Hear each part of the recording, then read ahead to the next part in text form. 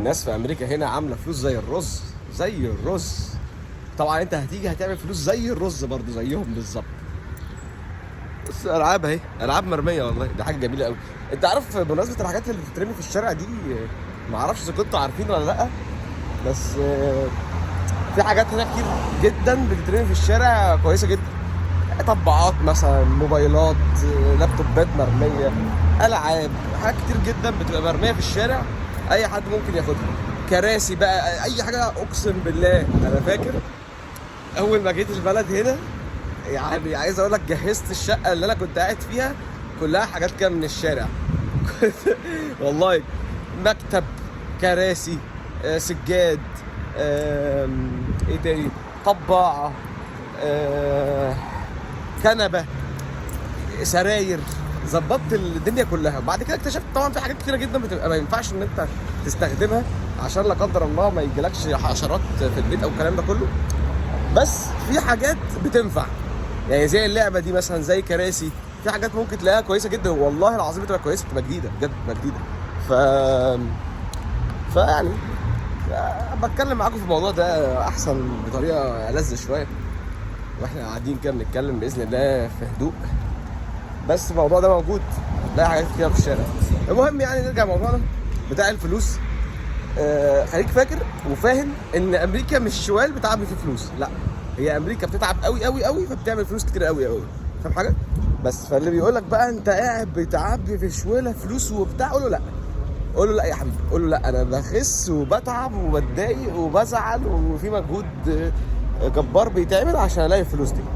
فبس دي كانت دقيقتين مهمين جدا تقولهم لواحد بيقول لك ان انت هتجيب فلوس مش عارف ايه. لا، فلوس مش بتيجي بسهوله، كل دولار بتجيبه بتتعب فيه بالمعنى الحرفي بجد، مش هزار.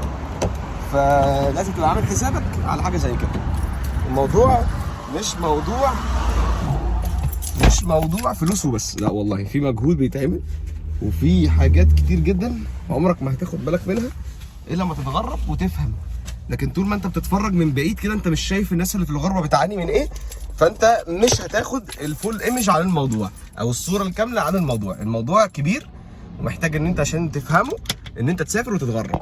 فلو سمحت مش عايزك تحكم حكم كده لله وللوطن من غير ما يبقى عندك فكره عن الموضوع وخلاص. فاهم؟ عشان انا بعاني من الموضوع ده. ناس كتيره جدا ما تعرفش الدنيا فيها ايه بره، وبتتكلم معايا كأن مثلا ايه، كأنها عارفه بره فيها ايه وتفاصيل ومش عارف ايه، وانت بس انت عندكم مش عارف ايه، بس انت عندكم مش عارف ايه. يا ابني مهما هتعمل وهتتفرج على فيديوهات علشان تفهم البلد دي، مهما هتعمل تاني مش هتوصل للمرحله اللي في واحد اتغرب فيها. وبالذات بقى اكتر، مش بتكلم على الناس اللي متغربه في ولايات انت لا تفقه عنها شيء. تلاقي واحد مثلا متغرب في ميتشيجن، متغرب في اوهايو، متغرب في اريزونا، متغرب في تكساس، متغرب في تينيسي، متغرب في كاليفورنيا. بص، نيويورك سيتي هي الولايه الوحيده اللي هتشوفهم فيها بيتعاملوا بطريقه مختلفه عن اي ولايه ثانيه. يعني انا بعرف ان الشخص ده مش من نيويورك مثلا لو بيتكلم بالراحه، تلاقيه بيتكلم بالراحه، مش بيتكلم بسرعه، مش مستعجل.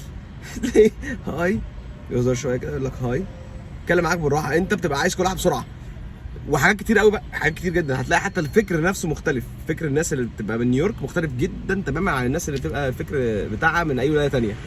حتى طريقه التفكير في المعيشه نفسها، تلاقي الناس دي بتحاول تفكر في حاجه انها تكون بتعملها عشان عايشه عشانها. يعني الناس في الولايات التانيه بتقنع نفسها عشان تعرف تعيش، تقنع نفسها انها عايشه. يعني تقول لك ايه، هنا البلد ما فيهاش حد وفاضيه، لا، وما تقوليش الناس بتحب كده، لا. في وقت انت هتبقى محتاج ان انت تشوف ناس وتشوف حاجات جديده في البلد وتتعرف على حاجات، في حاجات محتاج انك تعملها وتعرفها. فيقول لك مثلا انت اي حاجه هنا قريبه وفاضيه وجميله، انتوا عندكم هنا زحمه وبتاع، ما هي فاضيه عشان ما فيش ناس عندك، انت فعلا ما عندكش ناس تشتري حاجه. فتلاقي مثلا يعني مول واحد فاتح في المنطقه، والمول الوحيد اللي فاتح ده فاضي، وانت 4-5 مايل عشان تروح له بالعربيه، ولا في وسيله مواصلات ولا في حاجات كتير قوي. فخليني اقول لك يعني ان انت مش هتفهم البلد دي طول ما انت تتفرج على فيديوز والله. ولكن اللي اقدر اقوله لك يعني في السريع ان انت علشان تقدر تحقق حاجه في البلد لازم تبقى عارف انك هتتعب، والتعب ده ليه مقابل، فما تقلقش. بس وبرده تاني وتالت، طول ما انت بتسمع انت هتحاول انك تعرف حاجات اكيد، ولكن مش هتاخد الفول ايمج او الصوره الكامله عن البلد. انا بحاول اوصل لك المعلومه دي، وبحاول اقولها لك دايما طول الوقت، وبحاول اوصل لك البلد عامله ازاي في الفيديوهات بتاعتي، عشان دايما كده تحس انها مختلفه شويه عن الفيديوهات بتاعت الناس الثانيه. ولكن في الاول وفي الاخر ان شاء الله هتيجي، وان شاء الله ربنا يكرمك، وان شاء الله هيبقى عندك مستقبل. وتوقع وقت فالحقه، بس ده اللي حابب اقوله لك. تبقى من يعني الحق ما تبقى لك من العمر، وان شاء الله ربنا يكرمكم باذن الله. اشوفكم في كل جديد، والسلام عليكم ورحمه الله تعالى وبركاته. سلام.